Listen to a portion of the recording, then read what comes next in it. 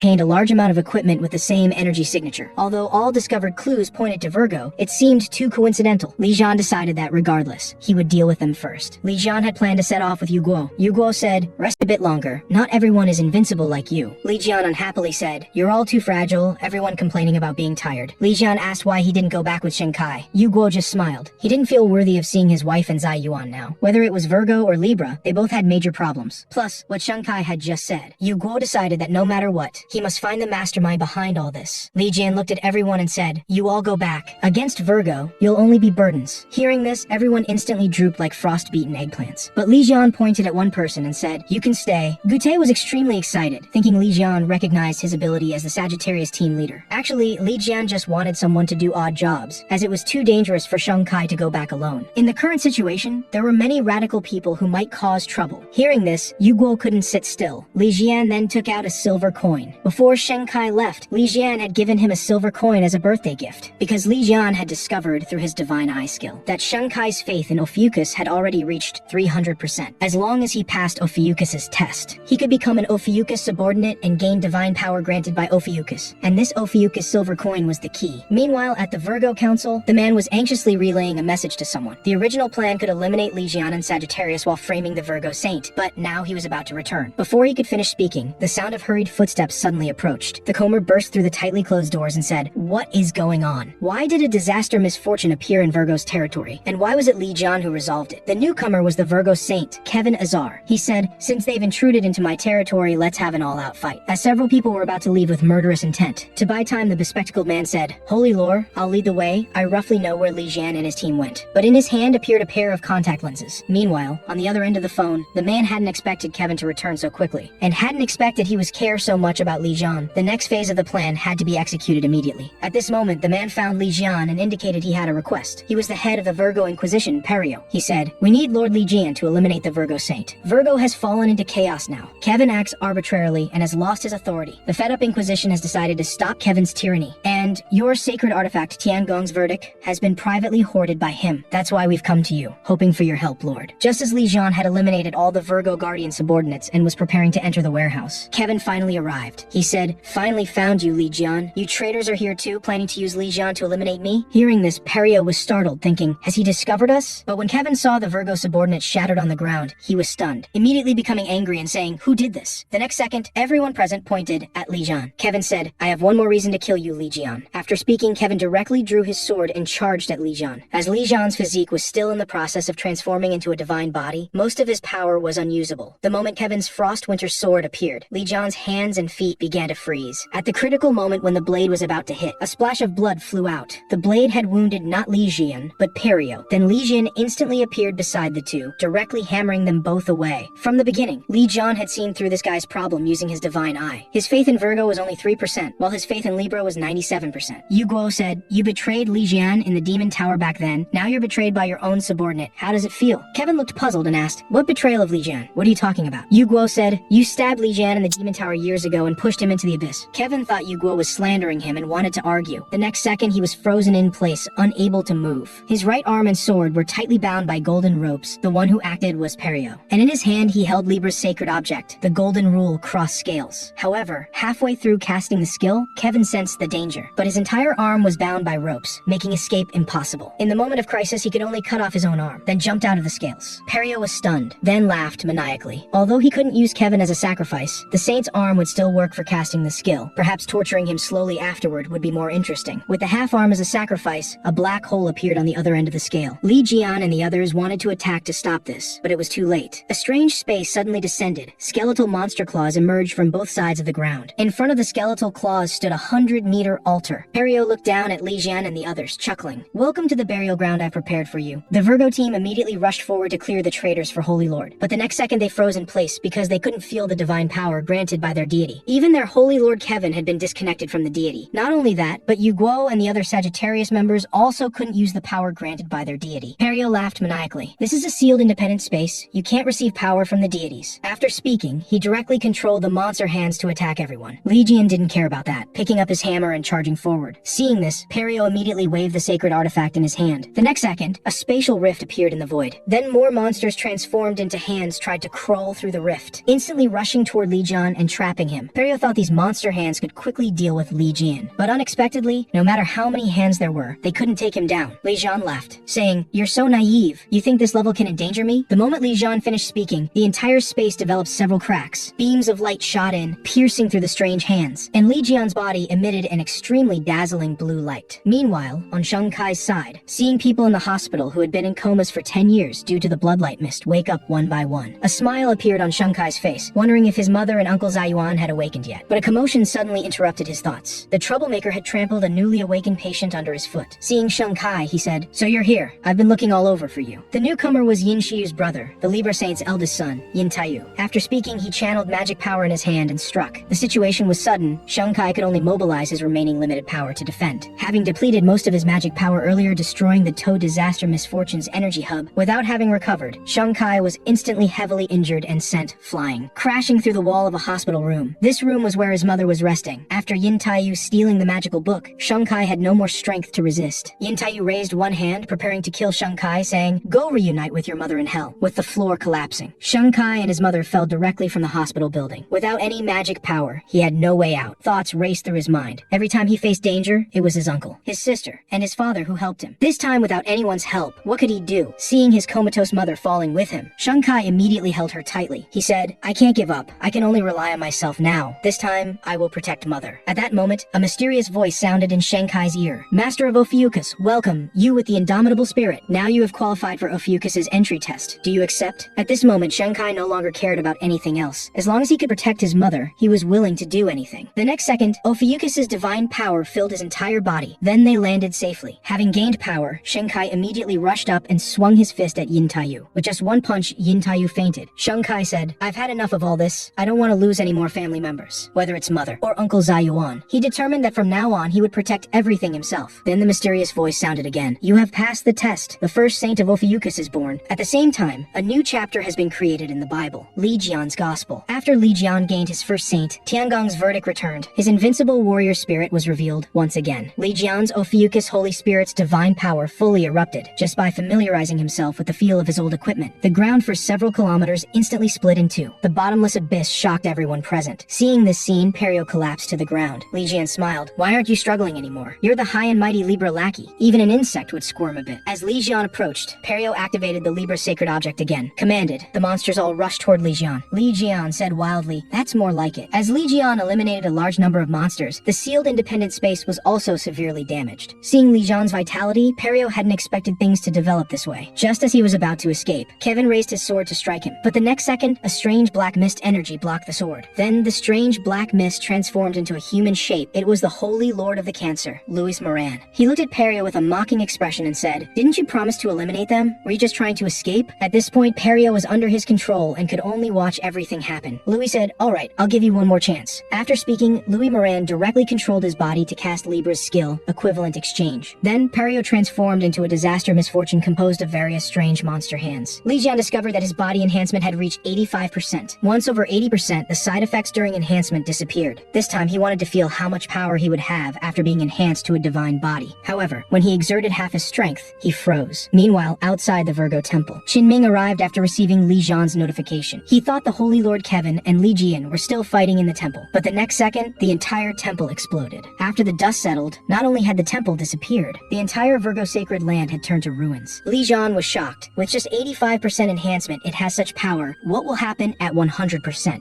It seems mastering this power will take some effort. An angry Kevin nearby said, "Li Jian, you madman, look at the damage you've done." Meanwhile, the Holy Lord of the Cancer was standing like a servant, listening to a reprimand. The person above said, "Not only did you fail the mission, they also saw you." Louis Moran replied, "Wasn't it you who asked me to capture Li Jian? I only did my best according to your request." The other person said, "Are you challenging me?" Then he raised a finger. Instantly, several golden chains bound Louis Moran, forcing him to kneel on the ground. Frightened, Louis Moran quickly explained, "How dare I be disrespectful in your presence?" The other person said, "I hope this composed attitude of yours will ensure your success next time." This person was none other than the Libra saint, Giselle Lawrence. She asked Louis Moran about his next plan. With cold sweat on his face, Louis Moran hurriedly said, "Kevin will try hard to defend his innocence, so their next destination should be the Scorpio." Meanwhile, after Li Jian and his companions dealt with the Virgo traitor, Kevin said that the one who harmed Li Jian in the Devil's Tower 20 years ago should be the Scorpio constellation to prove his innocence. He directly brought Li Jian and others to Virgo's underground secret warehouse. These were things he discovered when investigating Scorpio 5 years ago. These weapons had the same runes and aura as the short blade that wounded Li Jian. Kevin determined that Scorpio had close ties with those who endangered humanity. But Lu Hei, who suddenly appeared, didn't think so. Lu He said she had been staying with Scorpio all along, and Haley had given her a lot of help. She believed the Scorpio Saint wouldn't harm Uncle Li Jian. As everyone was arguing, Li Jian's stomach made gurgling sounds. Soon, everyone arrived at a restaurant. Lu He handed Li Jian a pen with Ophiuchus aura. Haley had entrusted her to give it to him. Surprisingly, this pen bore the mark of the recorder. The last part of Li Jian's Ophiuchus Holy God trial was the trial of wisdom, finding a recorder who could document the whereabouts of Ophiuchus. What surprised him was why this item would be in Haley's possession. At this moment, Jinming interrupted Li Jian's thoughts and said, "All the items in the warehouse have been confirmed. They are indeed the same as the dagger that wounded Li Jian, and several are related to Scorpio." Li Jian felt that everything seemed deliberately guided, like someone leading them on. From the beginning, all investigation results pointed to Virgo. This also led him to become suspicious of Kevin. Although he couldn't be certain, Li Jian felt Kevin probably wasn't the real culprit. As Kevin said, if he couldn't defeat Li Jian fair and square, doing these things behind his back would be meaningless.